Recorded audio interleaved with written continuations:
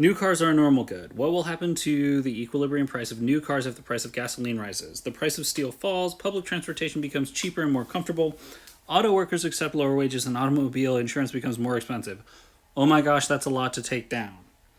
So, let's start here with our price and our quantity.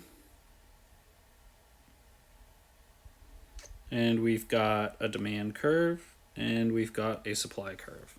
So taking these one at a time, we can say that price of gasoline rises. That causes demand to shift left because now I want fewer cars because the price of a complement, gasoline that you need to use a car, has increased. Next, the price of steel falls. So if the price of steel falls, cars become cheaper to make, which means firms are willing to supply them at lower prices than they were before. So supply shifts to the right.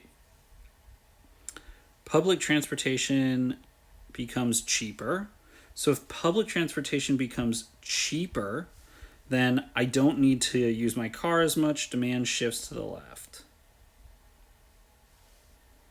Oh, and it's also more comfortable.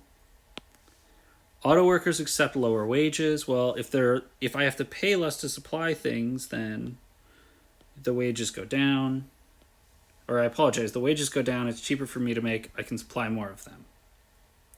Lastly, automobile insurance becomes more expensive, so then demand shifts left again to D4, and we have this new equilibrium here.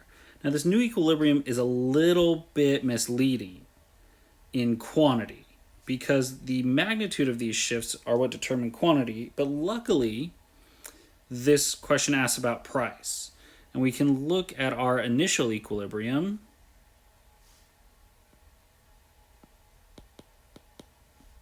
And our new equilibrium.